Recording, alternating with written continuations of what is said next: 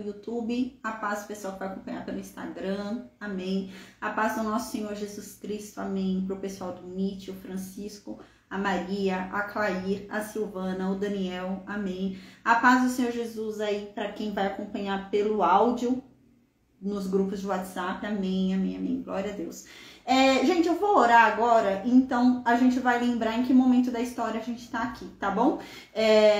A gente vai lembrar o que está acontecendo aqui em Isaías 58, porque Isaías está falando sobre isso. Isaías vai começar a chamar a atenção do povo com relação ao jejum. Isaías vai falar que estão fazendo jejum errado, né? Então, vamos lembrar o que está acontecendo, tá? Mas primeiro eu vou orar, depois da oração... Ai, gente, desculpa. Depois da oração, então eu vou lembrar e a gente vai lembrar em que momento da história que a gente está aqui estudando, tá? O que está acontecendo para Isaías estar falando que ele vai falar aí agora, tá bom? Então, amém. Deus, obrigada, Pai, obrigada por mais um dia, Senhor, por estarmos aqui reunidos, Senhor, diante da Tua santa palavra, diante da Tua santa presença, para aprender mais de Ti, para ouvir a Tua voz, Deus, amém. Ó Senhor, nos perdoa, Pai, nos perdoa os nossos pecados, Senhor, nos perdoa as nossas fraquezas, a nossa iniquidade, a nossa transgressão, Pai. Nos perdoa, Deus, porque o Senhor um dia disse que o Senhor é um Deus que perdoa, Pai. Então, em nome de Jesus, Senhor, nos lava, nos limpa da nossa imundície, Pai, porque nós precisamos de Ti. Nós reconhecemos a nossa miserabilidade, Deus, nós reconhecemos, Senhor, que nós somos falhos, nós reconhecemos que precisamos de Ti. Não há um outro lugar onde possamos buscar santidade senão em Ti, Deus. Então vem, Senhor, em nome de Jesus e nos purifica, Senhor. Amém. A Tua palavra diz que sem santidade ninguém jamais verá a Ti. Então Deus nos ajuda a sermos santos, a sermos separados a Ti, Senhor. Amém. Deus, que a Tua vontade seja feita em nossas vidas, que a Tua vontade seja feita nessa terra, Senhor, como já é cumprida no céu, Senhor, amém. Nós colocamos sobre as Tuas mãos o governo de nossas vidas e de tudo que temos e de tudo que somos, Deus, porque tudo que nós temos, tudo que nós somos vem de Ti, veio de Ti, o Senhor nos deu.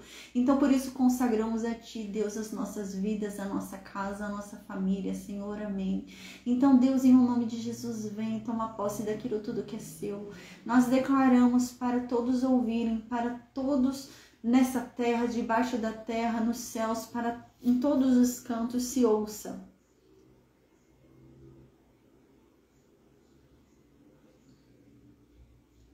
Nós declaramos em nome de Jesus para que em todos os cantos se ouça, Pai, que se um dia fizemos alguma aliança, algum acordo com Satanás e com o mundo dele, ainda que involuntariamente, nós neste momento renunciamos a qualquer aliança que um dia fizemos e declaramos, Deus, que nós queremos servir somente ao Senhor, Pai. Amém. O governo de nossas vidas está em Suas mãos, Deus. É sobre Ti que nós estamos, é debaixo das Tuas asas que nós descansamos. E é a Ti que queremos servir, Deus. Nós não serviremos a dois senhores, mas somente a Ti, Deus, Senhor. Então vem, toma posse de tudo que é seu. Vem, toma posse de nossas vidas. Vem, toma posse de nossas casas. Vem, toma posse de nossa família, Deus. Amém. A Tua palavra diz, Deus, que nós somos feitos justiça de Deus através de Cristo.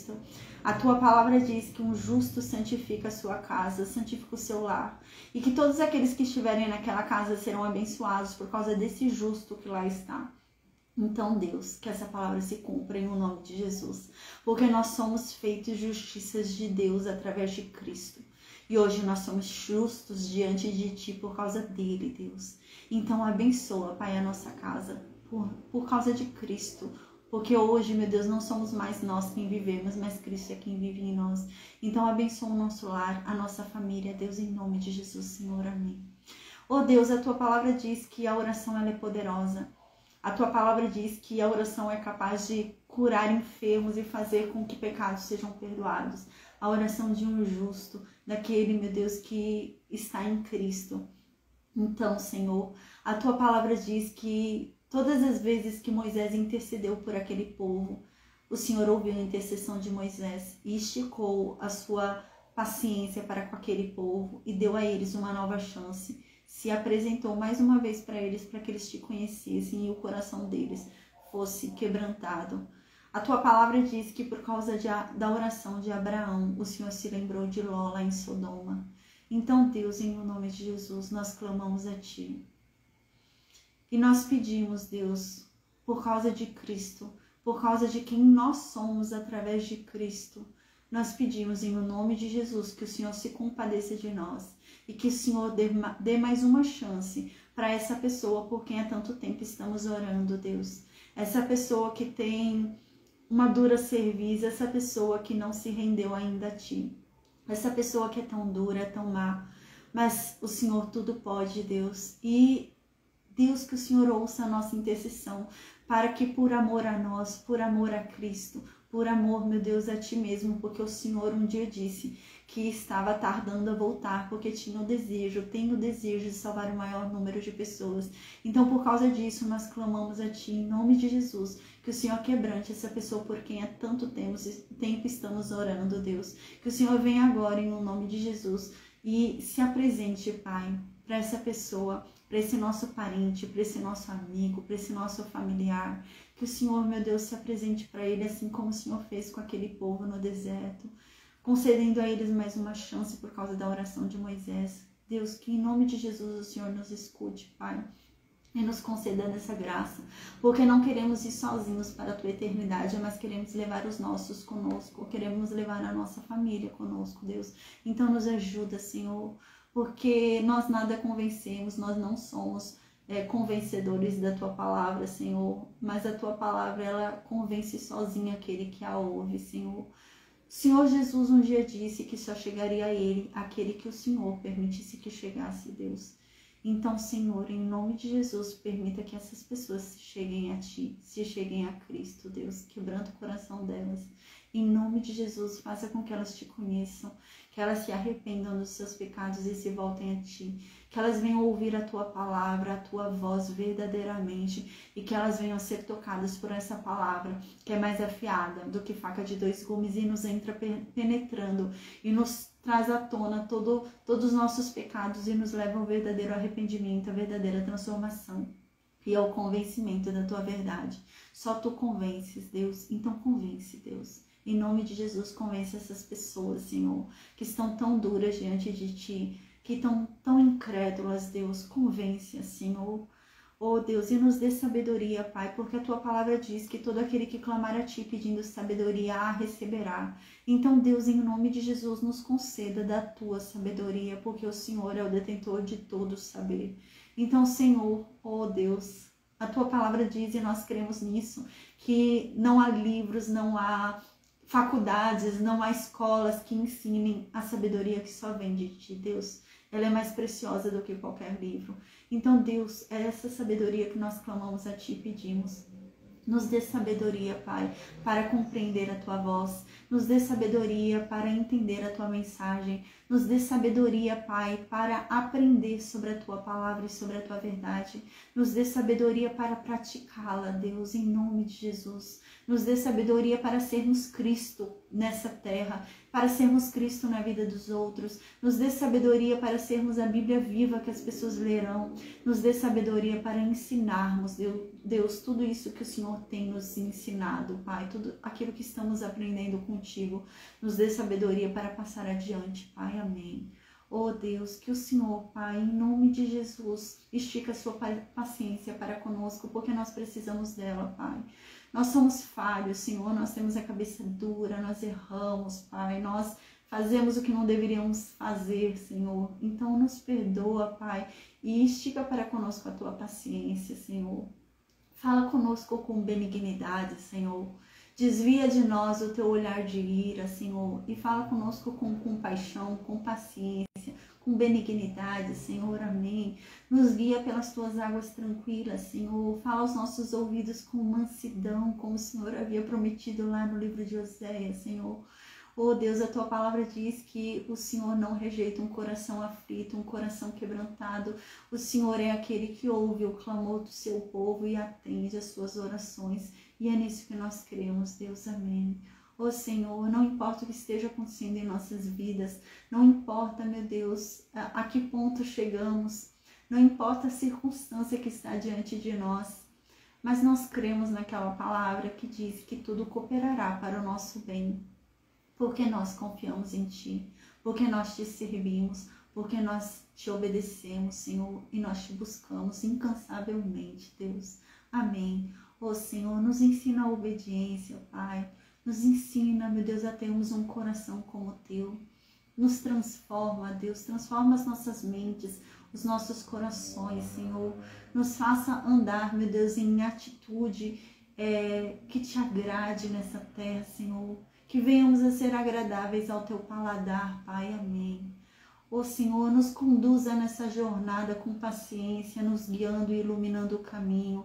Porque se o Senhor mostrar pra gente, meu Deus, qual caminho nós deveremos seguir, nós não nos desviaremos, nem para a direita, nem para a esquerda, mas nós cumpriremos a tua vontade, porque nós temos prazer em ti, Pai. Tudo que nós queremos é contemplar a tua face, meu Deus, é contemplar a tua glória e estar contigo, Senhor. Então, Deus, nos guia, Pai, em nome de Jesus. Oh Deus, nos guia de mãos dadas, vem conosco, Deus, nesse caminho. Assim como Moisés clamou a ti, Senhor, nós clamamos que o Senhor venha conosco, porque se o Senhor não vier, nós não vamos sair daqui, porque nós só vamos se o Senhor vier conosco, Deus. Porque se o Senhor vier conosco, nós nada temeremos. Ainda que passemos pelo vale da sombra da morte, mal nenhum nós temeremos, porque Deus, o Senhor, é o nosso escudo. O Senhor é quem nos protege, o Senhor é aquele que nos socorre sempre que clamamos a Ti, e glória a Ti por isso, Deus. E é por isso, Pai, que nós depositamos em Ti toda a nossa confiança, toda a nossa esperança. Oh, meu Deus, existem pessoas que esperam no dinheiro, esperam na medicina, esperam em pessoas, mas nós esperamos em Ti, Deus. Nós declaramos claramente que esperamos em Ti. Porque a tua palavra diz que aquele que espera em ti jamais é frustrado, jamais é decepcionado, Deus. Então, amém, Senhor. Nós descansamos debaixo das tuas asas e encontramos refrigério em ti. E glória a ti por isso, por nos conceder essa paz que excede todo entendimento humano, por nos conceder essa alegria, esse amor, por nos fazer nos sentir amados, Deus. Obrigada por nos dar um sentido para querer viver todos os dias. Obrigada, meu Deus, por nos dar forças quando estamos cansados, porque só Tu, Deus, só o Senhor é aquele que fortalece o cansado. E glória a Ti por isso, porque a Tua palavra diz que o Senhor o fortalece de uma forma que ninguém mais fortalece, que Ele subirá mais alto do que uma águia, correrá mais rápido do que o corredor mais veloz, porque o Senhor o fortaleceu. E glória a Ti por isso, Deus, obrigada.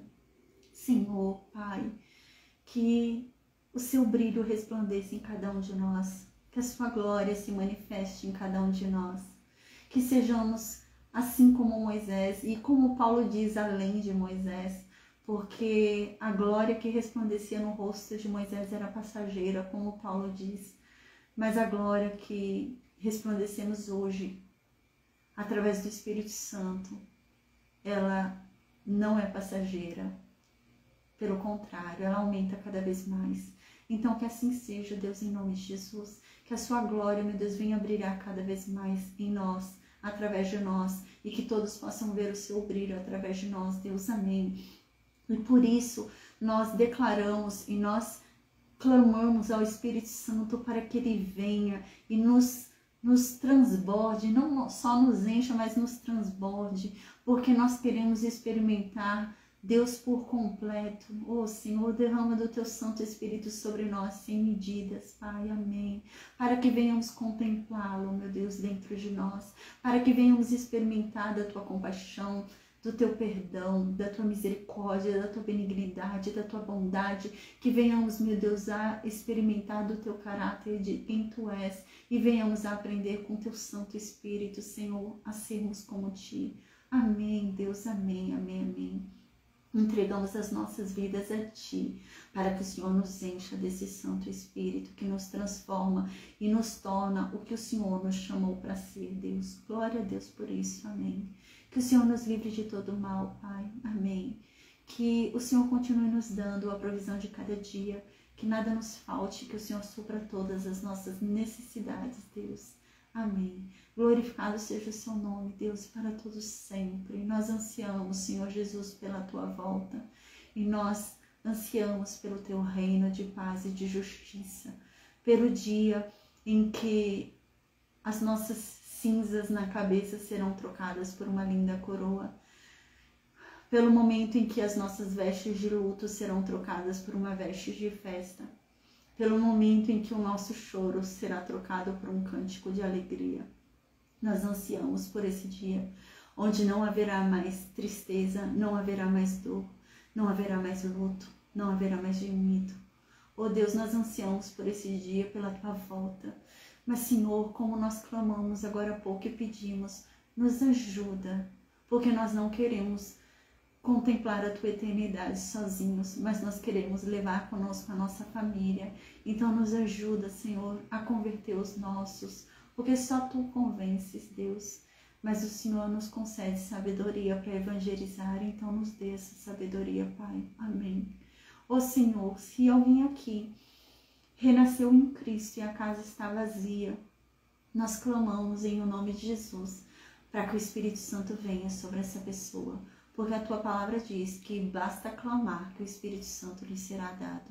Então, em nome de Jesus, nós clamamos que o Espírito Santo venha sobre essa pessoa e que derrame sobre ela todos os frutos. Amém. Para que ela venha experimentar o fruto do Espírito Santo e conhecer quem é Deus, conhecer do caráter de Deus e ser Cristo nessa terra por causa do Espírito que habita dentro dela.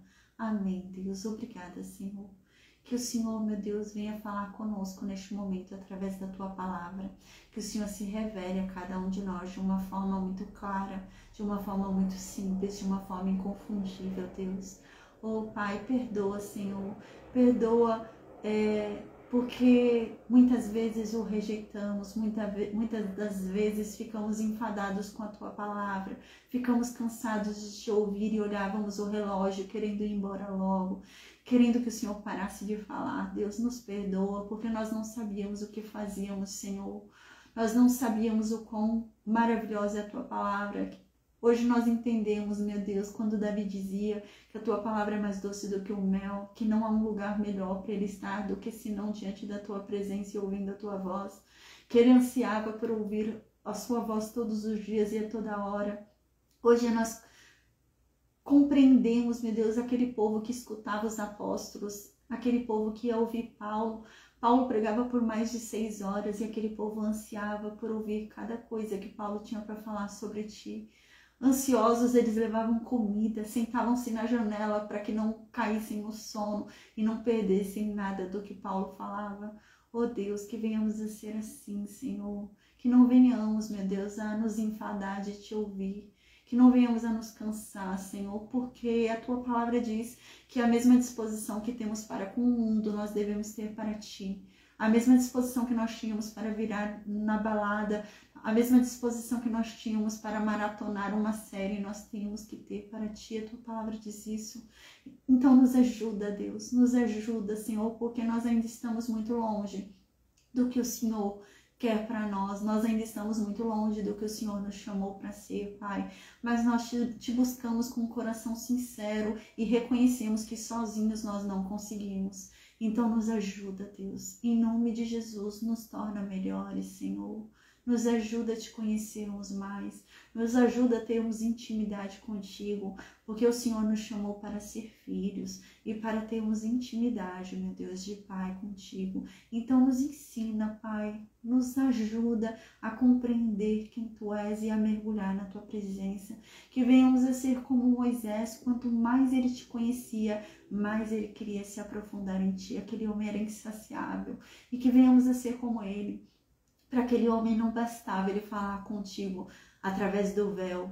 Para aquele homem não bastava te ver indo embora, ver as suas costas. Ele queria cada vez mais contemplar a tua glória por completo e te conhecer em cada detalhe. Que venhamos a ser como ele, Deus. Que venhamos a querer descobrir cada vez mais quem tu és. Que venhamos a ter cada vez mais sede de ti. Que venhamos a buscar cada vez mais a Tua palavra. Ó Senhor, a Tua palavra diz que nós temos que reconhecer a voz do nosso dono. E nós, meu Deus, queremos reconhecer a Tua voz porque o Senhor é o nosso dono. Então nos dê discernimento para que venhamos a compreender a Tua voz e não venhamos a ser enganados pelas vozes malignas, Pai, pelas mentiras e setas de Satanás, Senhor, mas que venhamos a ouvir somente a Tua voz. A tua palavra diz que nós temos que reconhecer e saber onde buscar o nosso alimento, o alimento da nossa alma. Oh Deus, nós reconhecemos que o único lugar onde podemos buscar o nosso alimento é a tua palavra, Deus.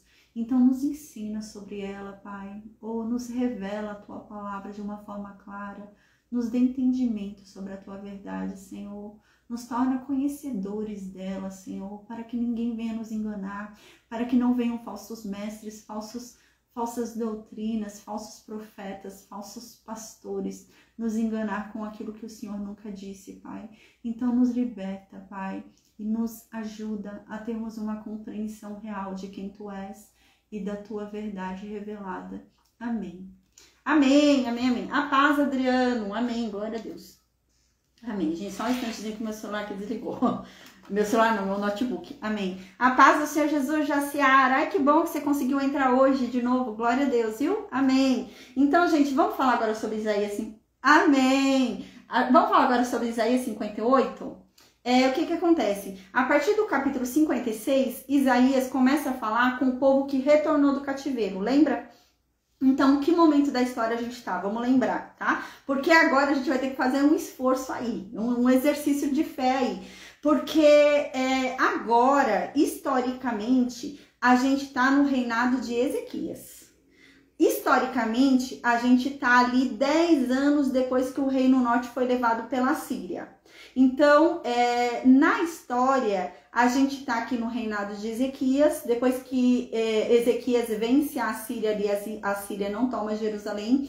Depois que Ezequias recebe mais 15 anos ali de vida por Deus, Deus dá mais 15 anos de vida para Ezequias. A gente está nesse tempo histórico, onde Ezequias começa a se sentir, começa a se achar, né? E ele peca contra Deus e ele começa a ficar muito orgulhoso de si e começa a pecar contra Deus. Diante desse cenário, né, Deus decide testar o coração de Ezequias e ele falha no teste. E então Deus lança uma profecia de que as gerações futuras, né, mais pra frente... Amém, amém, Silvana. Que mais pra frente, né, esse povo de Judá seria levado prisioneiro para Babilônia. Então, dentro desse contexto, a gente lembra que a partir do capítulo 40, Isaías começa a pregar para um povo que ele não vai estar vivo na época desse povo, tá? Então, a gente tem que fazer um exercício aí para a gente compreender isso daí, tá? É um exercício de fé, realmente. Porque Isaías agora não está falando mais com o povo da época dele. Isaías está falando com o povo de 170 anos depois. Isaías começa a falar com o povo do cativeiro babilônico. E Isaías não é desse tempo, né? Então, Isaías começa a pregar ali, profeticamente, para um povo que vai ouvir aquela mensagem 150 anos depois, 170 anos depois, tá? Então, a partir do capítulo 40, é isso que acontece. É Isaías pregando para um povo que vai ouvir 150 anos depois, 170 anos depois, sobre algo que vai acontecer esse período depois, tá? Então a gente lembra que é realmente esse o propósito do capítulo 40 em diante. Deus começa uma saga ali a partir do capítulo 40, onde Deus começa a provar que ele é Deus. Então Deus está falando com o povo do cativeiro lá na Babilônia, e Deus começa a falar, olha, é o seguinte, tragam esses deuses aqui, que a gente vai entrar em julgamento. Eu vou estar em um lado, e eles vão estar em outros deuses. E a gente vai ser julgado. E a gente vai ver quem é Deus de verdade. Se eu sou Deus ou se esse monte de ídolo aí, esse monte de poste, se eles são deuses. E Deus fala isso a partir do capítulo 40. E Deus manda trazer. Então Deus começa a argumentar que ele é Deus. Então a partir do capítulo 40 Deus fala, olha, eu sou Deus porque eu falei isso e aconteceu o que eu falei. Eu sou Deus porque eu falei sobre essas coisas desde tempos antigos. Então, minhas profecias são profecias muito longe, são coisas muito longe que eu falei e aconteceram. Então, eu sou Deus por causa disso, eu provo que eu sou Deus. E Deus começa a falar assim. Então, Deus vai e fala, e vocês, deuses pagãos? O que vocês falam para vocês defenderem que vocês são deuses? E eles não falam nada. Então, Deus, ironicamente, fala, mas vocês não falam nada. Vocês não se defendem, vocês não retrucam, vocês não falam nada. Vocês sequer estão me ouvindo. Porque vocês não ouvem, não falam, não se mexem, não são nada. Então Deus começa a falar, vocês não são nada. Vocês são só um pedaço de pau. Vocês são só um pedaço de ouro feito por mão humana. Então Deus começa a falar isso, a partir do capítulo 40. Então, dentro desse contexto, Deus começa a falar o seguinte: então, já que vocês insistem em dizer que essas coisas são deuses, eu acabei de provar que não são, mas vocês continuam dizendo que elas são deuses? E elas mesmas não se defendem? Então agora eu vou chamar vocês que adoram essas coisas para defender essas coisas. Então Deus chama os pagãos, chama as pessoas que adoram esses deuses e fala: então agora defenda os seus deuses. E eles não conseguem defender os deuses deles. Então Deus fala: ó, tá vendo? Vocês são igual os deuses de vocês. Vocês não conseguem entender nada, vocês não conseguem ouvir nada, vocês não veem mais nada porque vocês estão cegos, né? E vocês não sabem de nada. Então Deus começa a falar que eles se tornaram igual aquilo que eles adoraram, tá? Dentro desse contexto, Deus vem e fala assim, a partir do capítulo 40.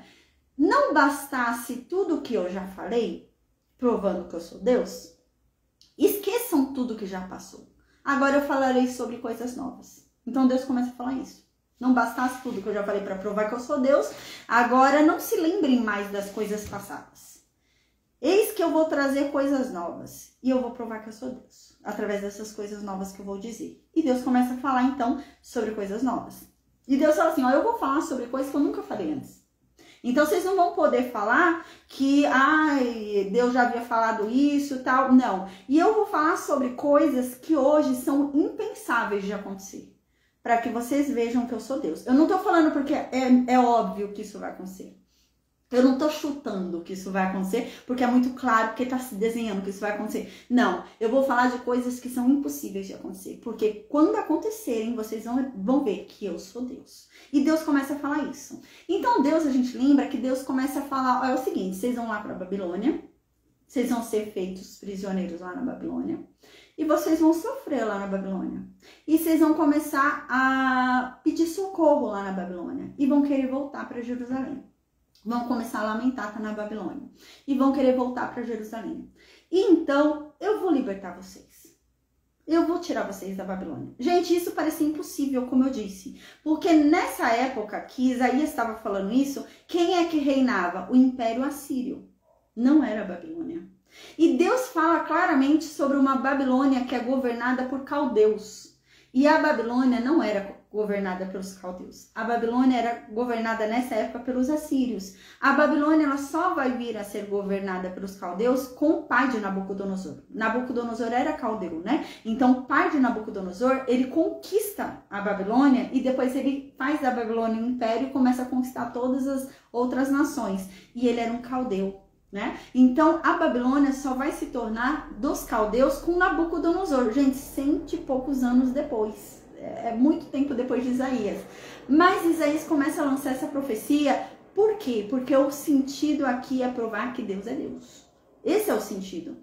Então realmente Deus havia falado: eis que agora eu falo sobre coisas novas, não se lembrem mais das coisas antigas, porque coisas novas eu farei. Então Deus começa a falar sobre isso. Então Deus diz: olha, e eu ainda vou dizer do jeito que vocês vão ser libertados lá na Babilônia. Vai ser de forma pacífica. Não vai ser com guerra, não. Não vai ser igual foi lá no Egito.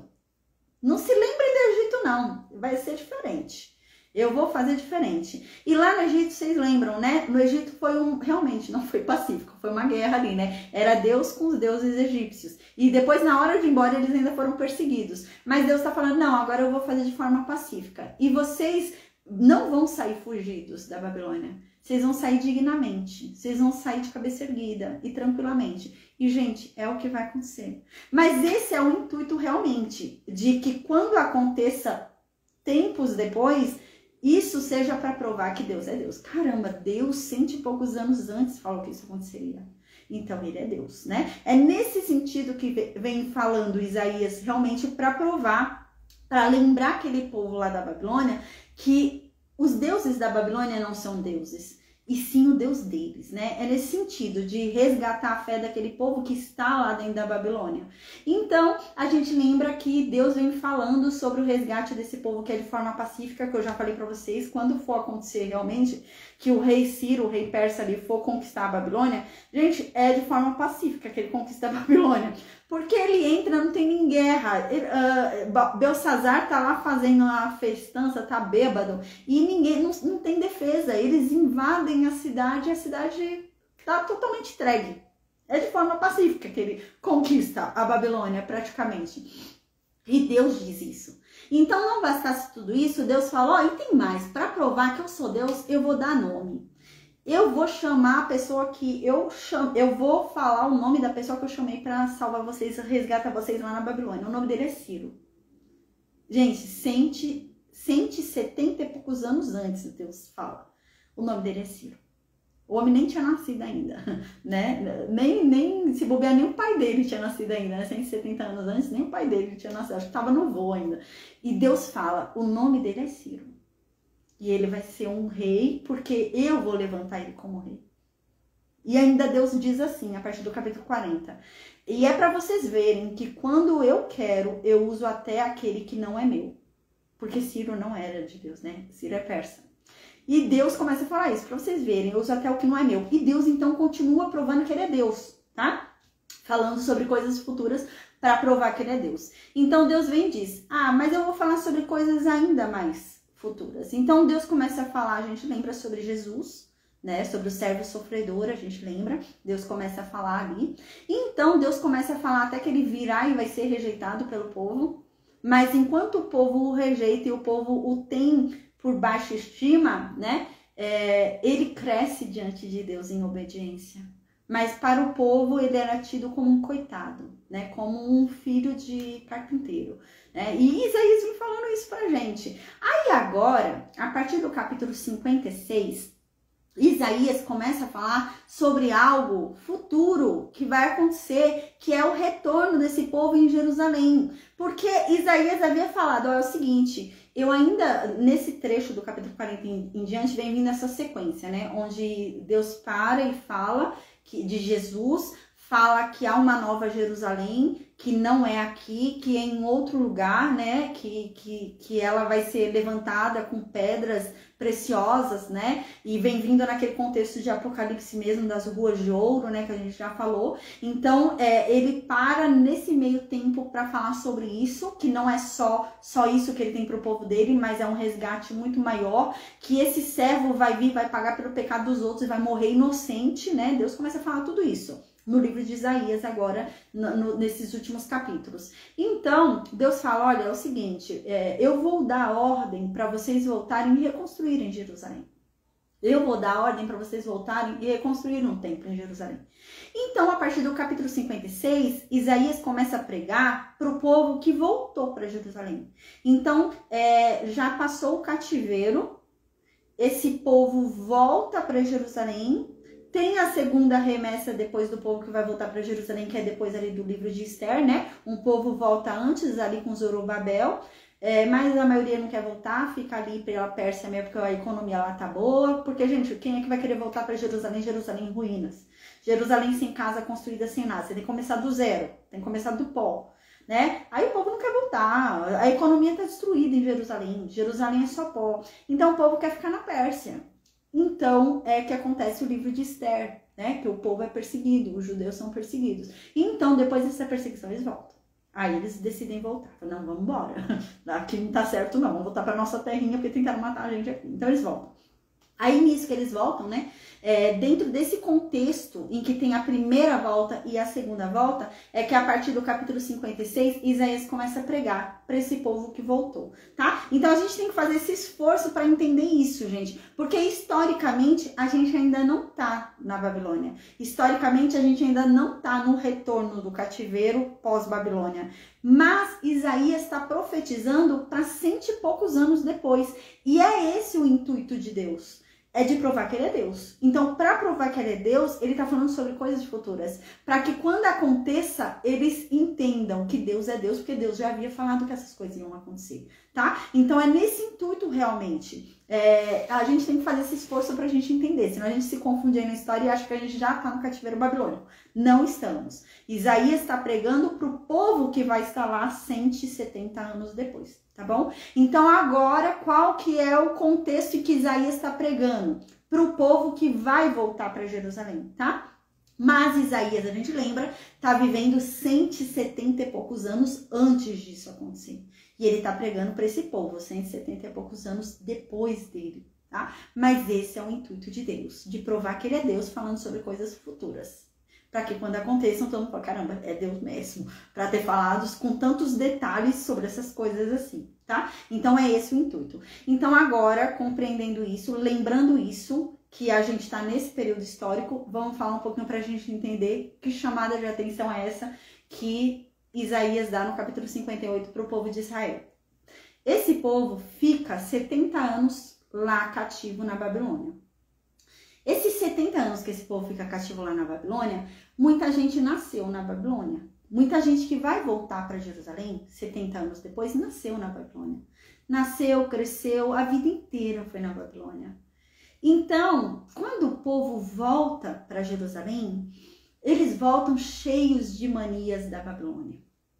Então, eles voltam cheios de rituais da Babilônia. A gente viu isso na aula passada, né? Então, dentro desse período do cativeiro babilônico, quando a gente for estudar ali o livro de Zacarias, a gente vai ver que durante o cativeiro ali, durante o período desse sofrimento do cativeiro babilônico, eles decidem, o povo judeu, instituir ali 4 jejuns, 4 datas de jejuns obrigatórios.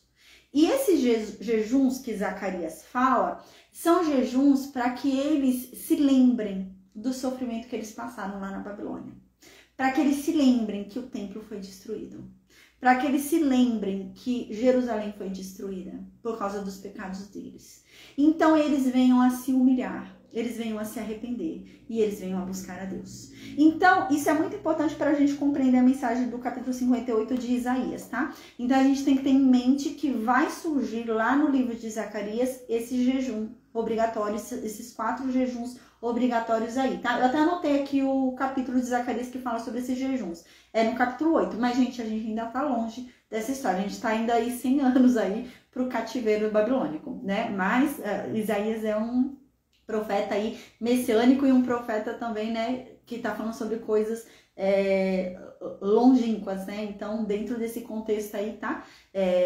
Lá em Zacarias 8, ele vai falar sobre 4 jejuns, 4 categorias de jejuns que foram impostas, que eles decidiram fazer, todos os judeus, tá? É um jejum institucionalizado, todo mundo tá fazendo, todo que é judeu faz, né? Então, são 4, tá? Não era da lei, eles decidiram colocar isso lá, no tempo da Babilônia. Não era coisa que Deus mandou eles fazerem, mas eles decidiram fazer por causa desse sofrimento que eles tiveram lá na Babilônia, tá? E isso tem a ver com a aula de hoje, com o que a gente vai ver hoje, tá bom? Então, considerando esse jejum, o que acontece agora, né? Considerando esse jejum, o que acontece? Eles vão receber o decreto, né? O rei Ciro vem, toma a Babilônia mais pra frente, e então o rei Ciro vem e lança um decreto falando para esse povo voltar para Jerusalém, para reconstruir o templo, para reconstruir Jerusalém. E então vai a primeira remessa de gente lá para reconstruir, com Zorobabel. E esse povo, gente, quando chega lá, esse povo vê a cidade tão destruída, a cidade é só ruína, tá? Tinha sido tudo queimado, tinha sido tudo destruído, era só pedra no chão, não havia nem muralha mais na cidade, não tinha nada. O templo inteiro foi destruído, as muralhas, as casas, foi tudo derrubado. E então, quando eles chegam e veem esse cenário de só ruína, né, a gente lembra que qual foi o propósito de Deus? Enviar eles para que eles reconstruíssem o templo. E então eles vão e falam, mas a gente vai dormir aqui em barraca? A gente vai dormir aqui no meio das pedras?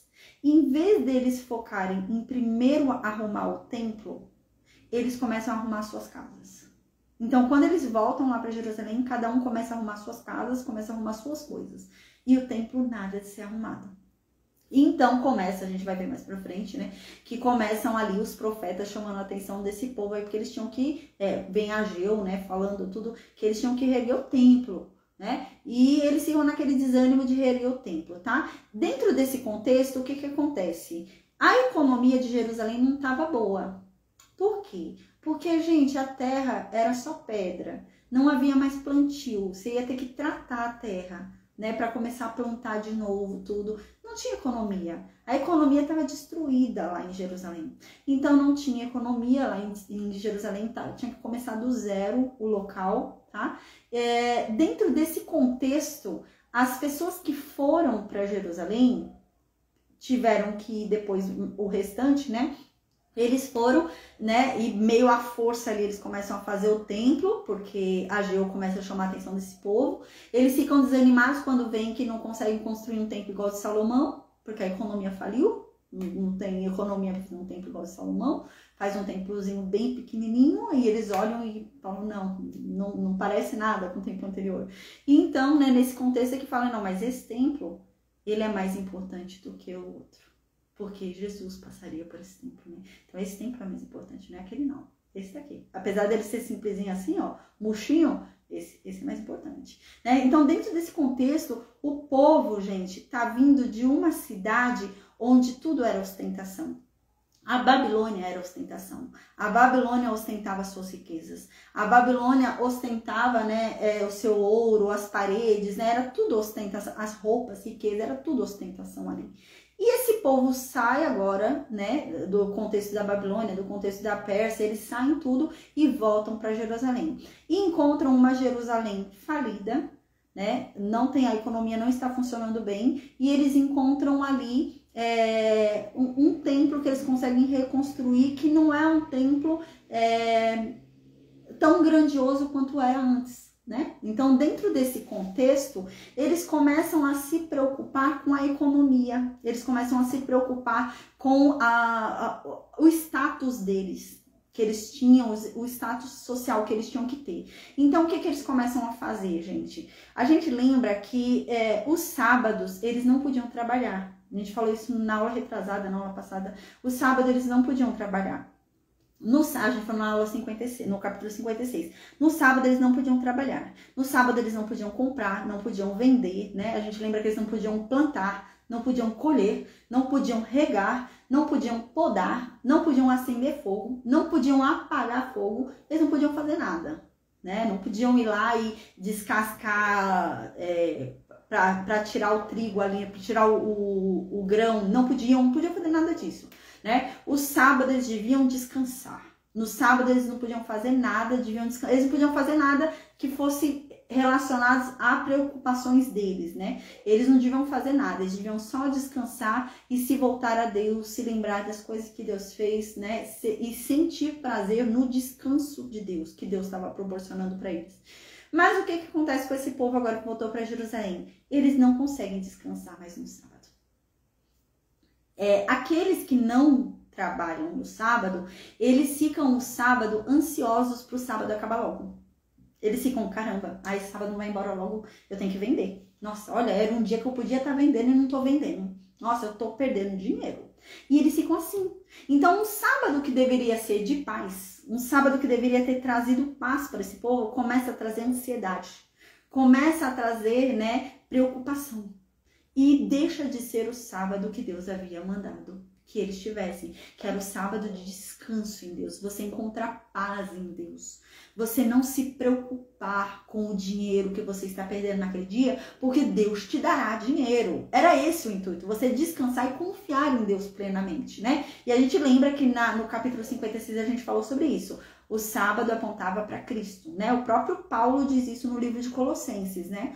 Ele diz na carta lá aos Colossenses, ele diz, o sábado era sombra de Cristo. O sábado apontava para o descanso que a gente tem em Cristo, tá? Então, a gente falou, eu não vou falar sobre o sábado agora, tá? O sábado como era na aliança da lei e o sábado como é na aliança da graça hoje. Porque eu já falei lá no capítulo 56, tá? Então eu não vou falar. Mas eu vou falar do contexto pra gente entender por que essa chamada de atenção de Isaías. Então, dentro desse contexto, o que esse povo começa a fazer? Esse povo começa a ficar irritado no sábado. Então, o sábado tá chegando, em vez deles ficarem felizes, porque é um dia de descanso, um dia que eles vão ter paz, que eles não precisam se preocupar com nada, é só descansar e deixar que Deus vai providenciar, né, o alimento vai providenciar tudo. Não, eles começam a ficar preocupados. Eles começam a pensar, caramba, era um dia que eu podia ter ganhado dinheiro, tá difícil, eu podia estar costurando para vender alguma coisa, né? Então, dentro desse contexto, alguns decidem trabalhar. Então, eles começam a trabalhar no sábado. Então, eles começam a comprar, vender, começam a trabalhar no sábado. Então, é dentro desse contexto que lá na frente Neemias vem chamar a atenção. Neemias, no capítulo 13, ele vem falar, pô, eu tô vendo gente trabalhando no sábado. Eu tô vendo gente comprando e vendendo no sábado, que era o sábado de descanso. A gente não devia estar preocupados com essas coisas. A gente devia buscar ter paz em Deus. A gente devia buscar o nosso descanso em Deus e encontrar a paz nele. Não se preocupar com nada e entender que tudo ele vai dar conta, ele vai prover. Eu não preciso me preocupar com o meu alimento hoje, porque ele me dará, né? Deus dizia, não se preocupe com o alimento do sábado, porque na sexta-feira eu darei o maná não descia do céu no sábado, a gente lembra. Na sexta-feira, quando descia, eles tinham que pegar a porção dobrada, né? E a porção que eles pegaram dobrada, no sábado, eles podiam comer. Teve até um rapaz, que a gente lembra que a gente falou, ele pegou uma porção durante a semana, né? Uma terça-feira. Ele pegou uma porção dobrada na terça, foi zoiudo, né? Pegou uma porção dobrada na terça e ele foi deixar pro dia seguinte para comer. E virou um monte de larva, virou um monte de bicho no dia seguinte, né? Então, Deus chamou a atenção dele. E, na verdade, Deus falava, não, vocês só podem pegar dobrado na sexta, porque eu já estou dando o alimento do sábado, porque eu vou cuidar de vocês no sábado.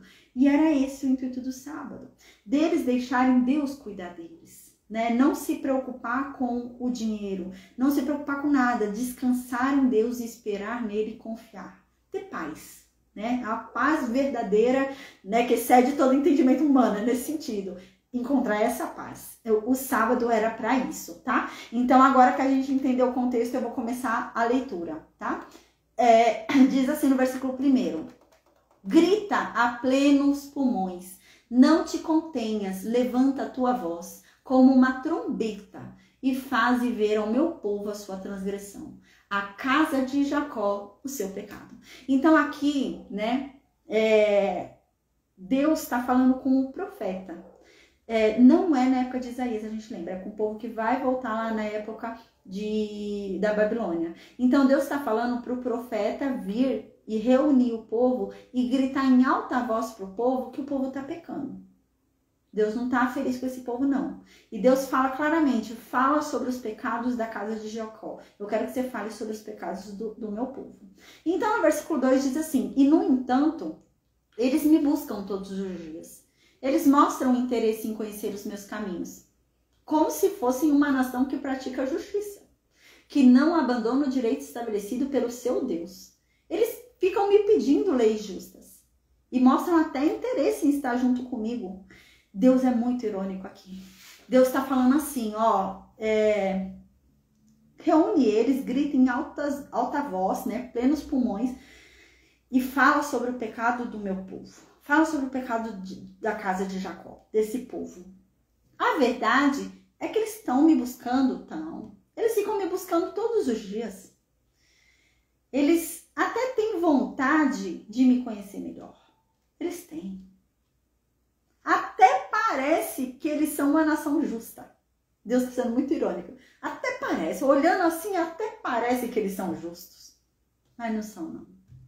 Até parece que eles me obedecem. Até parece que eles não abandonaram o direito estabelecido pelo Deus deles. Até parece que eles me obedecem. Eles ficam me pedindo leis justas. Eles estão até mostrando um certo interesse em estar comigo. Deus está sendo muito irônico. Deus está falando, seus hipócritas. Vocês me buscam. Realmente, vocês me buscam. Vocês até se interessam em conhecer os meus caminhos. Vocês oram para mim me pedindo leis justas. E vocês até mostram um certo interesse em estar na minha presença, em estar comigo. Até parece que vocês são justos. Até parece que vocês me obedecem. Mas não. Ele está falando, mas não. Vocês não me obedecem. Porque o que acontece agora? O povo vai começar a reclamar que ora a Deus e Deus não atende. O povo vai falar, ai Deus, mas eu oro pro Senhor, o Senhor não atende minha oração. Ai Deus, eu oro pro Senhor, o Senhor não faz nada. E Deus agora vai falar, mas realmente vocês me buscam. Realmente vocês buscam conhecer os meus caminhos. Realmente vocês oram para mim, me pedindo leis justas. Realmente vocês mostram interesse em estar comigo. Até parece que vocês são bons. Até parece que vocês são justos, mas vocês não são, não. Então, no versículo 3, Deus fala, e vocês, então, ficam se perguntando, né? Porque vocês me buscam tanto, né? Vocês ficam se perguntando, nossa, Deus, a gente tem jejuado tanto e o Senhor não tem visto? A gente tem mortificado as nossas almas e o Senhor não tem nem percebido. Não tem atendido as nossas orações. E a gente aqui, ó, com o nosso jejum, nosso pano de saco, nossa cara de tristeza, nossa cara de fome.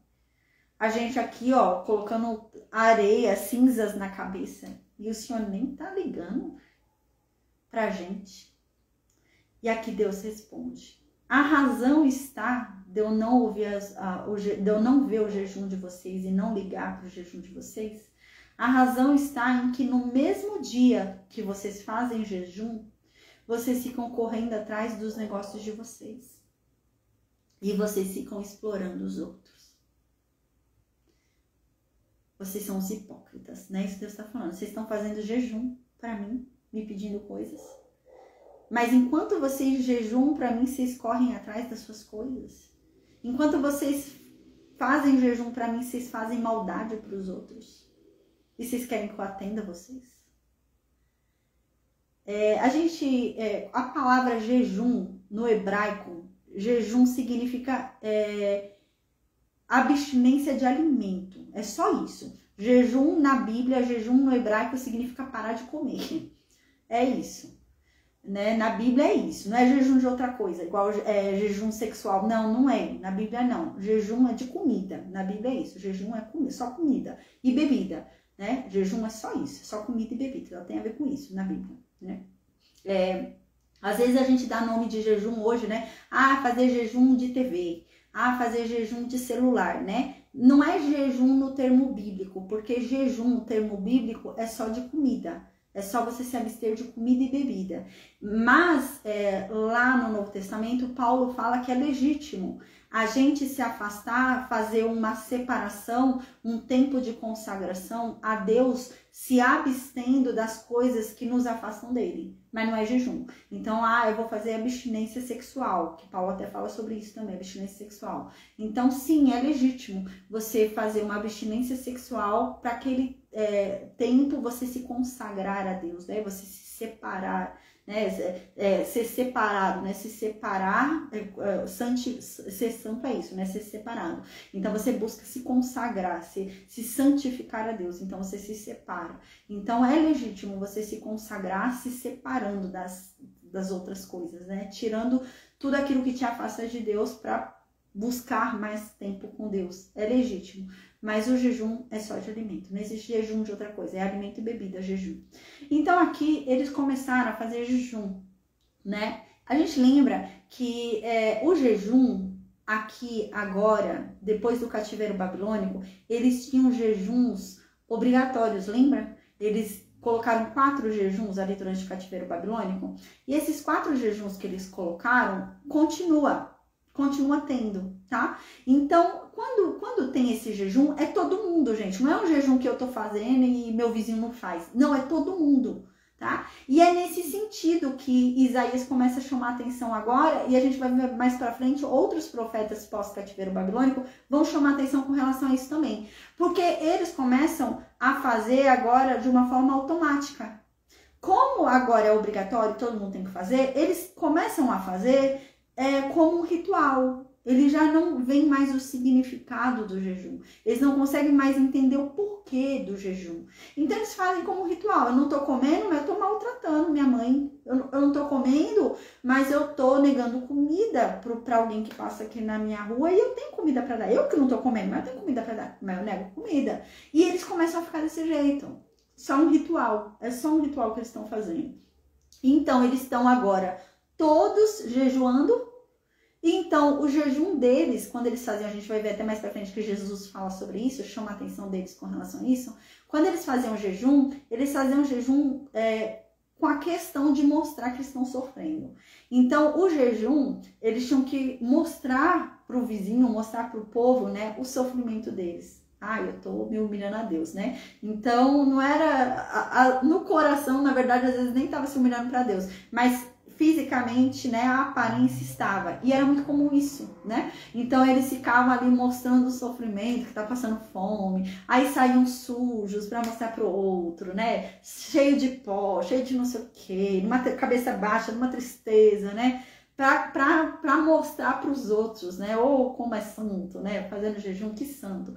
E eles estavam assim, gente. Imagina uma pessoa andando assim, né, nesse sentido que eu tô falando, uma tristeza, sem comer, né, nesse jejum todo. Eles não andavam com a roupa normal, no jejum você tem que pôr um pano de saco, então você põe uma roupa mais ralé, né, um pano de saco mesmo, bem se humilhar mesmo, tá?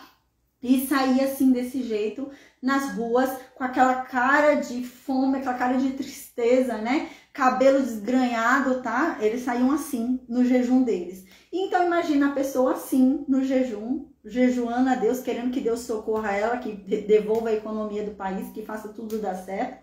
Mas essa pessoa, durante o jejum dela, tá preocupada, ela tá orando pela economia, ela tá preocupada com a economia do país, só que ela tá preocupada ali, correndo atrás dos negócios. Que jejum é esse que ela não tá confiando totalmente em Deus? Ou ela confia em Deus, ela não confia.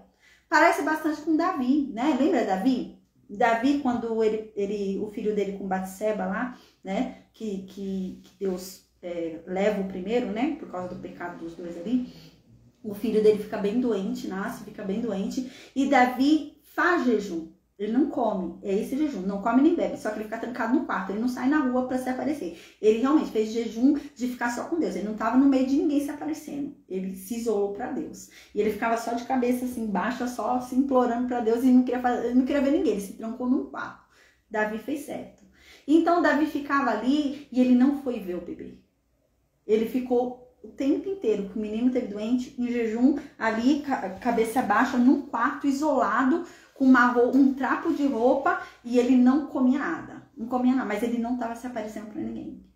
E ali ele ficou, até que então chegaram e falaram que a criança morreu. Aí quando a criança morreu, ele levantou, foi tomar banho, se arrumou, né? Aí então a pessoa ainda falou, mas eu não entendi. A criança estava viva, você não se levantou, não foi lá ver a criança, não fez nada. Agora que a criança morreu, você se arrumou? Ele falou, porque agora não há mais nada a fazer.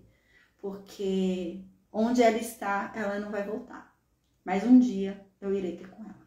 Né? Então, a Davi já falava, né, sobre que a gente ainda vai encontrar, com a graça de Deus, né? Aquele que perdeu uma criança, que perdeu um filho, como eu, né? Eu perdi 3 filhos.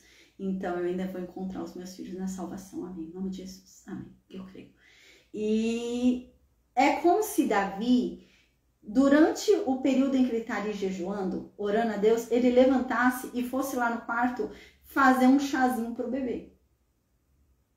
Fosse lá pegar um pano quente e colocasse na barriga do bebê. Caramba, ele crê em Deus ou não crê? Né? Eu não tô falando sobre medicina, né? Hoje, né? Senão vai virar uma bitoladice, né? Aí a pessoa vai falar, não, então vou parar de tomar remédio. Não, né? A gente tem que tomar remédio, porque o remédio tá aí, né? É para nos ajudar, né? Então a gente ora a Deus, mas vai fazendo, né? O que tem que ser feito segundo a medicina, vai tomando nosso remédio, vai fazendo tudo certinho, né? Mas existem coisas que não são necessárias fazer, dá para você entregar totalmente na mão de Deus, né? Por exemplo, aqui nesse caso, suponhamos, a pessoa, ela tá com um problema financeiro muito sério e ela tá precisando ali, né, de uma produtividade da terra. E então, ela tá fazendo um jejum. para que Deus ajude ela, porque ela precisa de uma ajuda financeira. Enquanto ele está fazendo jejum, ele está correndo atrás de um empréstimo. É isso que está acontecendo aqui. Então, é isso que Deus está falando aqui. Enquanto vocês estão fazendo jejum para mim, enquanto vocês estão aí mortificados, enquanto vocês estão aí, ó, né, mostrando para todo mundo que vocês estão sofrendo, vocês estão também correndo atrás do que vocês estão me pedindo. Ou vocês confiam em mim, ou vocês não confiam. E aqui Deus diz, e além disso, vocês ainda estão explorando os outros. Ou seja, vocês estão aqui implorando para que eu tenha compaixão de vocês, para que eu ajude vocês e estão praticando mal? Eu não vou me compadecer de quem pratica o mal. A gente lembra que Deus até fala, né? Na Bíblia diz que até a oração do ímpio para Deus é abominável. Deus não gosta não da oração do ímpio. Deus gosta da oração do pecador arrependido, mas não do ímpio. A Bíblia diz que até a oração do ímpio é pecado. Até a oração dele, que ele está orando, é pecado diante de Deus. Então, no versículo 4, Deus diz, a razão está em que vocês ficam jejuando, né? A razão de eu não atender as orações de vocês, a razão de eu não atender o jejum de vocês e dar para vocês o que vocês estão me pedindo, é que enquanto vocês estão jejuando, vocês estão discutindo. Enquanto vocês estão jejuando, vocês estão brigando, vocês até saem no tapa. Gente, imagina a situação, né? A pessoa tava jejuando, tá ali com pano de saco, tá ali com cara de tristeza sem comer, mas tá saindo no tapa com o outro, tá brigando, tá se engalfiando aí, tá puxando o cabelo um do outro na rua, né? Era isso a situação. Era essa a situação que estava acontecendo em Jerusalém. O povo estava preocupado com a economia do país, e estava difícil mesmo a economia quando eles voltaram ali da Babilônia. Então eles estavam preocupados com a economia, começaram esse jejum aí querendo que Deus ajudasse eles, mas nervosos, porque o negócio estava difícil, a economia estava difícil, né? Então acontecia aquelas brigas, aquelas discussões fervorosas, eles saíam no tapa ali durante o jejum, no tempo de jejum. Aí depois eles ainda queriam que Deus atendesse o jejum deles, né? Então aqui Deus está falando, não continueis a jejuar como agora. Se vocês querem que as orações de vocês sejam ouvidas lá nas alturas, parem de jejuar como vocês estão jejuando. Isso não está me agradando. Então, no versículo 5, Deus diz, por acaso vocês acham que esse é o jejum que eu quero? Vocês acham que, por acaso, o que eu desejo é que o homem mortifique a alma dele por um dia? Vocês acham que é isso que eu quero, né? É bem aquela coisa, né? Por acaso vocês acham que eu quero que vocês sejam bons em um dia e passem o ano inteiro sendo ruim? É isso que Deus está falando. É que isso me agrada? Vocês acham, por acaso, que esse inclinar da cabeça de vocês como um junco é que me agrada? Ele está falando que eles ficavam inclinando a cabeça deles como se fosse uma planta, sabe? A planta que fica assim. Então eles ficavam assim, ó. Sabe? Bem todo caído, né? A curvatura aqui das costas e andando assim. É isso que Deus está falando. Deus está falando, vocês acham que isso me agrada? Vocês acham que vocês estão me comovendo com isso? Eu estou vendo a discussão de vocês, a briga de vocês, o coração de vocês. Então aqui Deus fala, a esse fazer de cama sobre pano de saco e cinza, vocês acham que isso me comove? Eles deixaram de dormir na cama quentinha deles. E eles foram dormir, gente, num lugar duro. Como sinal de sofrimento.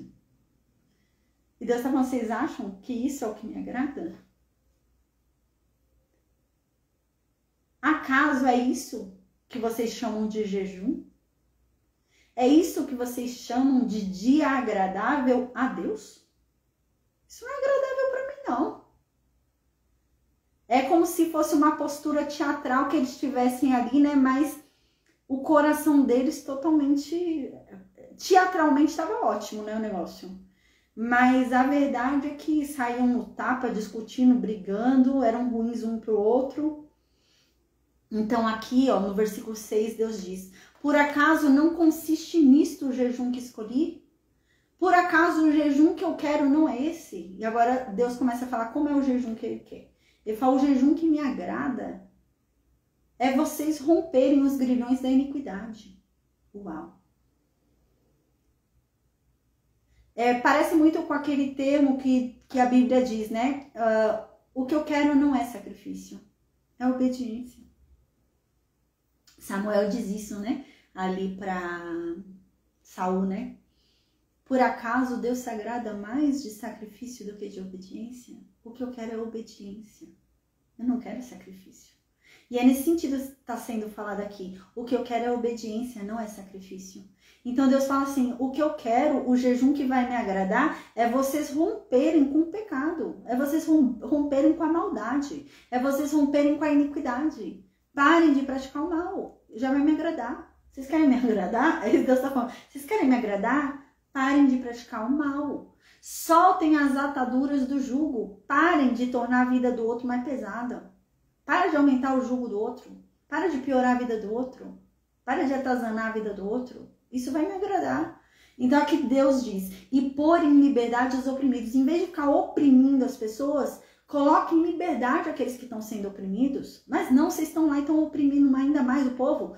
Vocês vão lá, fazem jejum, só que vocês vão e ficam atazanando os empregados de vocês. Vocês têm jejum, mas o empregado está lá trabalhando e vocês atazanando a vida do empregado. Ele não, ponham em liberdade os oprimidos. É esse o jejum que eu quero.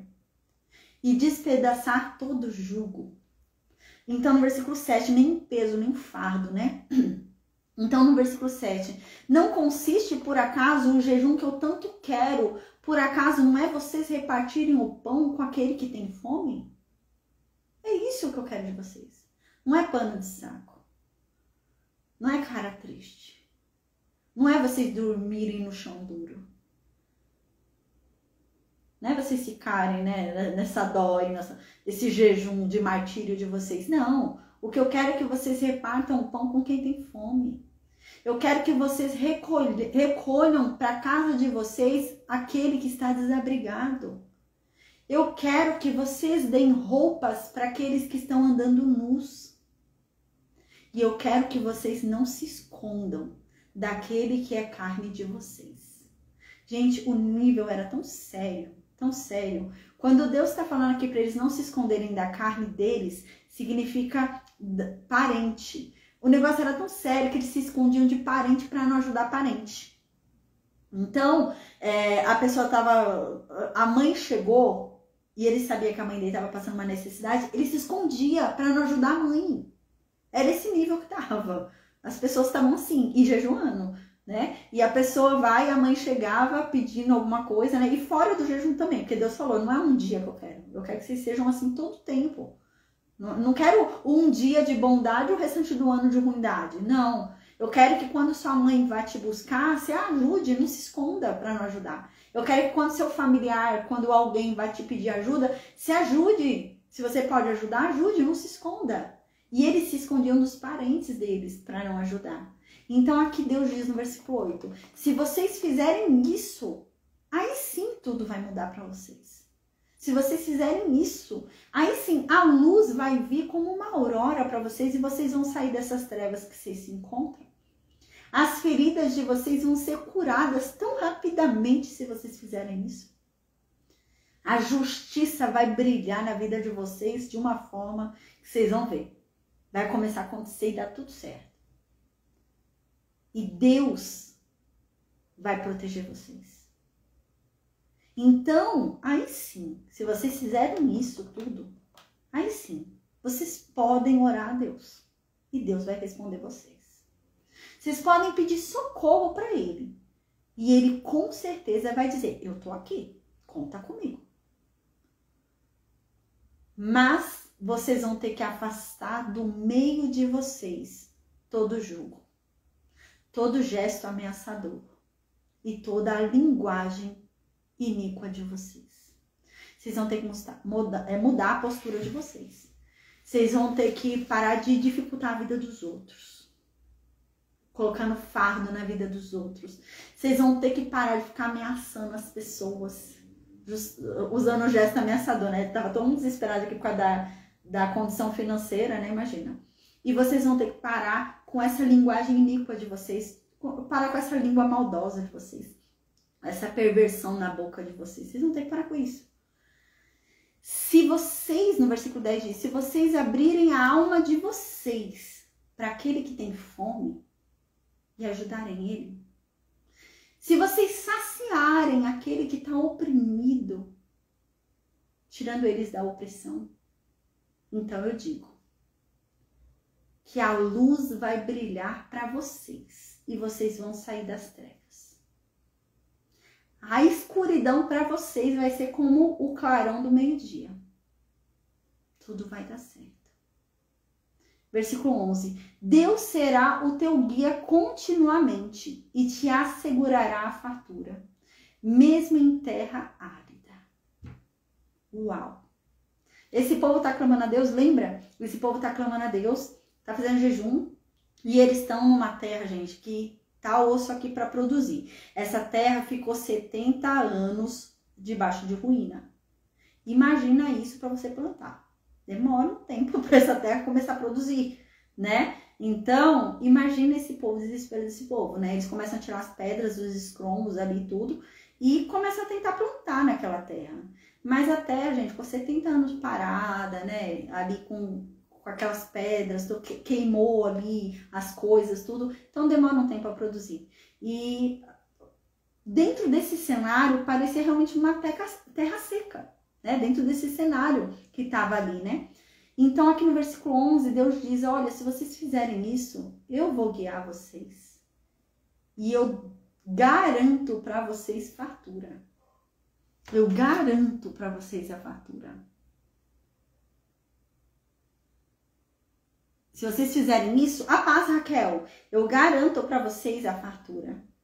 Mesmo em terra árida. Deus está falando, eu garanto para vocês que vai dar certo. Que eu vou dar dinheiro para vocês, que o negócio vai fluir. Se vocês fizerem o que eu estou falando. Mesmo que essa terra pareça improdutiva. Então aqui diz, ele revigorará os teus ossos e tu serás como um jardim regado, como uma fonte borbulhante cujas águas nunca faltam. Que lindo. Aqui parecia uma terra morta para eles, né? Imagina o estado realmente lá de Jerusalém quando eles voltam, né? Como eu falei para vocês. Então parecia uma terra morta. E ele diz, não, eu vou revigorar os ossos. Eu vou fazer com que vocês sejam como um jardim regado, como uma fonte borbulhante cujas águas nunca faltam. Vocês nunca mais vão ter sede. Vai ser tudo bom para vocês, tudo vai dar certo. Eu vou fazer vocês prosperarem. Essa terra vai voltar a produzir, né? É isso que Deus está falando. Confiem em mim, mas me obedeçam. No versículo 12, então, diz, os teus escombros antigos serão reconstruídos. Lembra aquele desespero, né? Que aquele... Deixa eu ver, alguém tá perguntando alguma coisa, deixa eu ver aqui.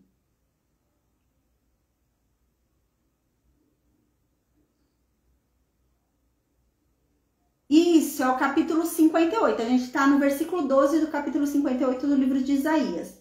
Amém. Então, no versículo 12, né? Deus diz assim, os teus escombros antigos serão reconstruídos. Gente, lembra o que eu falei? O cenário não é na época de Isaías. Ele está falando sobre uma cidade que é só escombros, né? Escombros. Ele está falando sobre uma cidade que é só ruína. Então, ele está falando sobre Jerusalém. Jerusalém, realmente, na época que eles estiveram lá no cativeiro babilônico, era só ruínas. Então, quando eles voltam por cima dos escombros, gente. Então, eles têm que começar a tirar as pedras, ir trabalhando. Ainda tem muita... Apesar deles terem voltado, ainda tem muita ruína, né? Ainda tem muito escombro. Mas é isso que Deus está falando aqui. Os teus escombros antigos serão reconstruídos. Eu vou reconstruir tudo que foi derrubado. Reerguerás os alicerces dos tempos passados. Uau!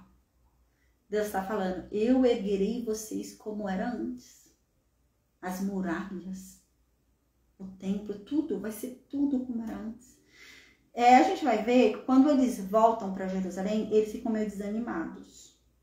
Porque quando eles saem de Jerusalém, gente, Jerusalém tinha uma muralha, uau, tinha o templo lá que foi erguido por Salomão, as casas eram todas bonitas, era o centro da cidade, né?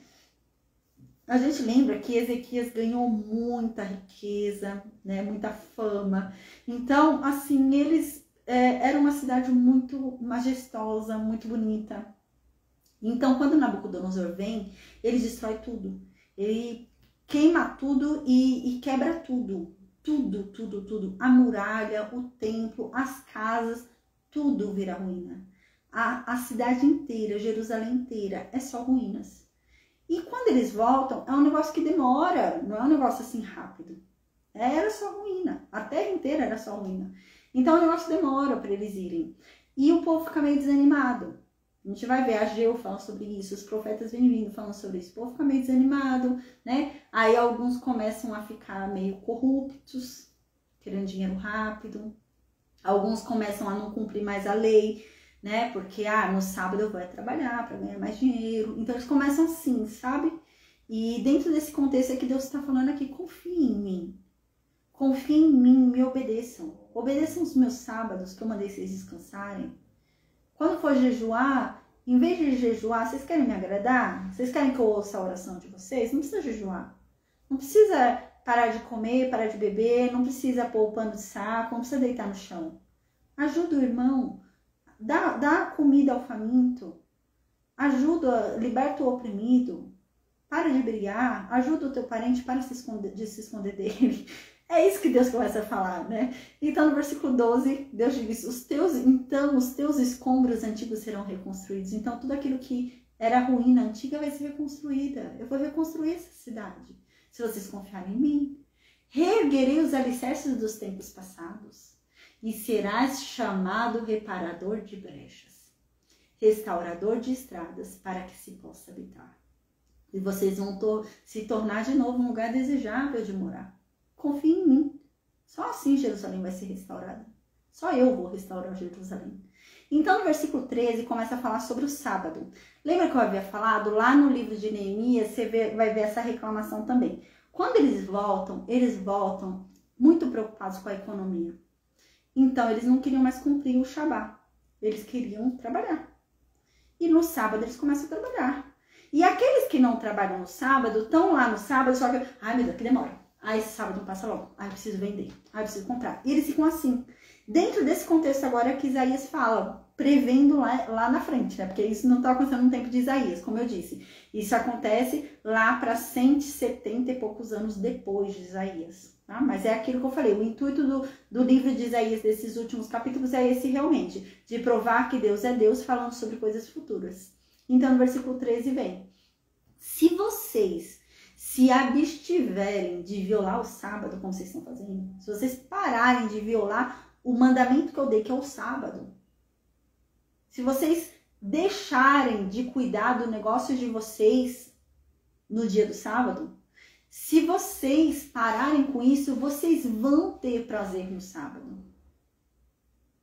Se vocês considerarem que sábado é um dia venerável a Deus, se vocês honrarem a Deus, se vocês se abstiverem de ficar viajando no sábado, eles ficavam viajando, né, negócios no sábado, por causa de dinheiro, queriam logo dinheiro, né? Então era o sábado de descanso, não podiam fazer suas coisas, eles estavam viajando. Se vocês pararem de correr atrás dos seus negócios, se vocês pararem de ficarem fazendo planos no sábado, o sábado era para eles venerarem a Deus, era para eles descansarem em Deus e apenas adorarem a Deus. Né? E eles ficavam fazendo planos, ainda que tivessem sábado, não estavam em paz, não estavam descansando. Eles falavam, como é que eu vou resolver? Aí amanhã eu já sei, eu vou lá no banco pedir um empréstimo. E não estavam descansando, estavam planejando. Então aqui Deus fala, se vocês confiarem em mim no sábado, realmente ao ponto de ter prazer nesse dia, porque hoje vocês não têm, mas ao ponto de vocês terem prazer nesse dia e descansarem em mim, então, no versículo 14 diz, então te deleitarás em Deus. Então tudo vai dar certo. E eu te farei levar em triunfo sobre as alturas da terra.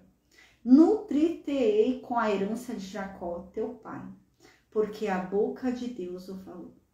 Se vocês fizerem isso, se vocês cumprirem o meu sábado, pararem de ficar vendendo as coisas tal, né, viajando, a gente lembra, eu falei no capítulo 56 sobre o sábado na aliança da lei e o sábado na aliança da graça, né? Eu falei bastante coisa aí sobre isso no capítulo 56 de Isaías, né? Então, realmente, na aliança da lei tinha que se cumprir o sábado, né? Mas o problema é que a aliança da lei era só para Israel, a aliança da lei não era para os gentios, né?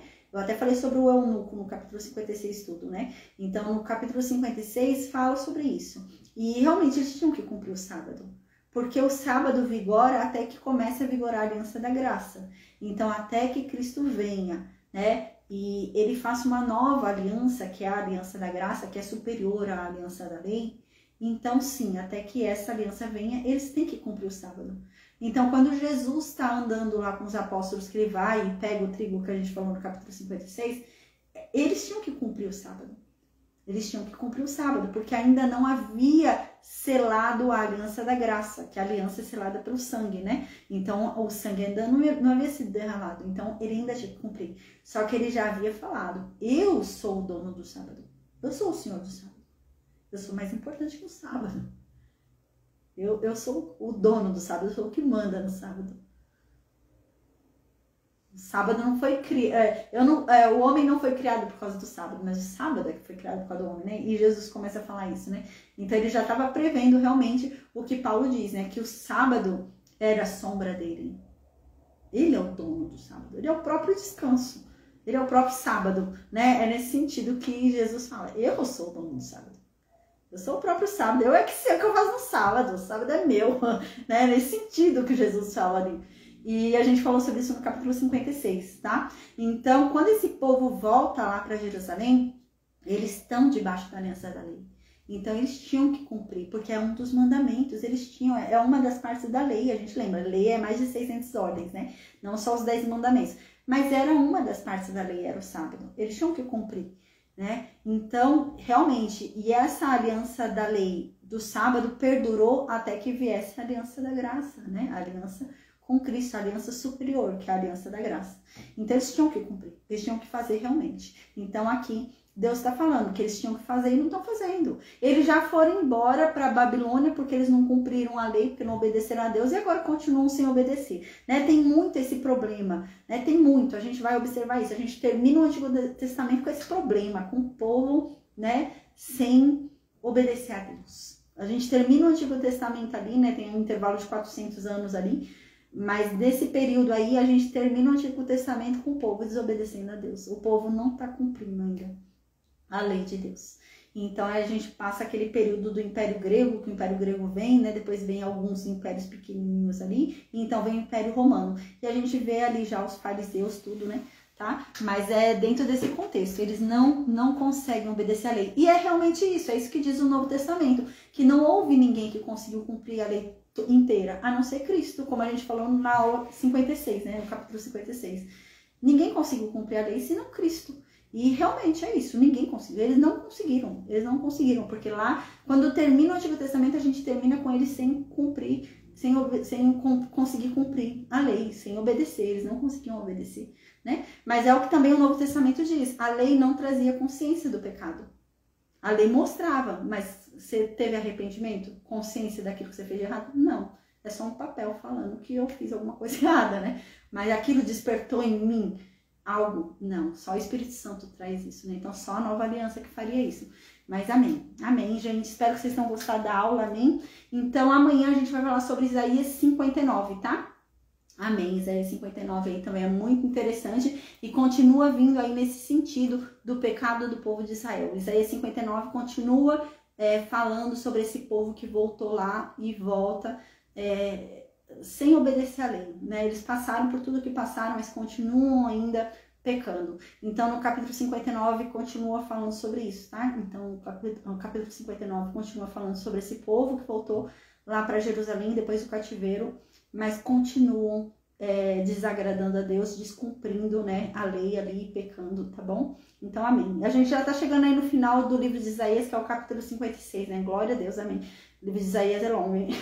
Glória a Deus, a gente tá terminando aí. Então, a gente começa o livro de Jonas, tá? Amém. Gente, Clair, eu espero que você tenha gostado, tá? Foi sua primeira aula aí conosco, eu espero que você tenha gostado, que você volte mais vezes, amém.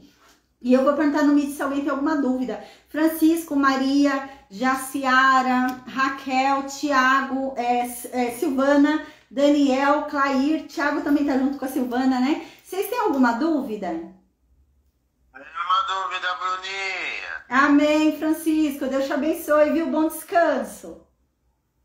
Muito obrigado, ótima quinta-feira pra senhora, tudo de bom pra senhora. Amém, pra você também. Até amanhã, com a graça de Deus. Amém. Em nome de Jesus. Amém, amém. Tamo junto, Maria. Amém. Maria, bom descanso, viu? A Maria falou que não tem nenhuma dúvida. Amém. Bom descanso, Maria. Deus abençoe. Até amanhã, minha amiga. Amém. A Silvana falou que não tem nenhuma dúvida também. Amém. Daniel, a paz, tudo bom? Você tem alguma dúvida? Não. Ah, que bom que hoje deu, hein? Que você continua aí conosco. Hoje deu. Amém. Glória a Hoje Deus. deu. Amém. Foi difícil, hoje deu. Amém. Já meia-noite. Aí já é meia-noite e pouca já, né? Meia-noite e 53. 53 minutinhos mesmo. Amém, amém, meu irmão. Deus te abençoe imensamente, viu? Que bom que você conseguiu aí permanecer aí acordado. Glória a Deus, amém. Bom descanso, viu? Que Deus te abençoe imensamente. Ok, amém. Tchau. Amém, beijo. Paz, Senhor. Feliz noite. Amém, amém. A Maria falou que não tem nenhuma dúvida, amém. Ela já até saiu, amém. Deus abençoe. Clair, Jaciara, Raquel, vocês têm alguma dúvida?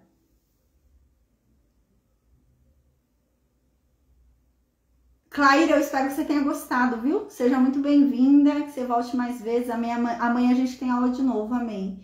E vocês têm alguma dúvida, Jaciara? A Raquel não tem dúvida, amém. Raquel, Deus te abençoe, viu? Bom descanso, amém. Um beijo. Até amanhã com a graça de Deus, amém. Jaciara, Clair, vocês têm alguma dúvida? Para falar e eu conseguir ouvir, gente, tem que apertar o microfoninho ou escrever. A Jaciara falou que não tem nenhuma dúvida. Amém, Jaciara. Deus te abençoe, viu? Bom descanso, amém. Até amanhã com a graça de Deus. Amém. Amém. Deus te abençoe. Que bom que você conseguiu entrar hoje de novo. Amém. Deus te abençoe. Eu tô de folga na faculdade. Oh, que bom! Amém, que bom. Deus te abençoe. Amém. Também. Amém. Clair, eu acho que você não tem nenhuma dúvida, né? Ó, seja muito bem-vinda, espero que você volte mais vezes, tá bom? As aulas anteriores, elas estão disponíveis lá no YouTube, tá? Se você quiser assistir as aulas anteriores, a gente tá na aula 385. Não, 385 não, é 585. A gente tá na aula 585 hoje. Aí, se você quiser assistir as 584 aulas que tiverem em ordem cronológica, aí tem lá no YouTube, tá bom? Qualquer coisa você me chama no grupo, eu te passo, tá bom? Deus te abençoe, viu? Bom descanso. Eu vou esperar vocês duas saírem ou desconectar vocês duas da sala. Então, eu saio depois de vocês, tá bom? Deus abençoe, viu? Um bom descanso e até amanhã com a graça de Deus. Amém. Uma boa noite também pro pessoal do Facebook, Instagram, tá bom? YouTube, amém. Vou desconectar. Amém.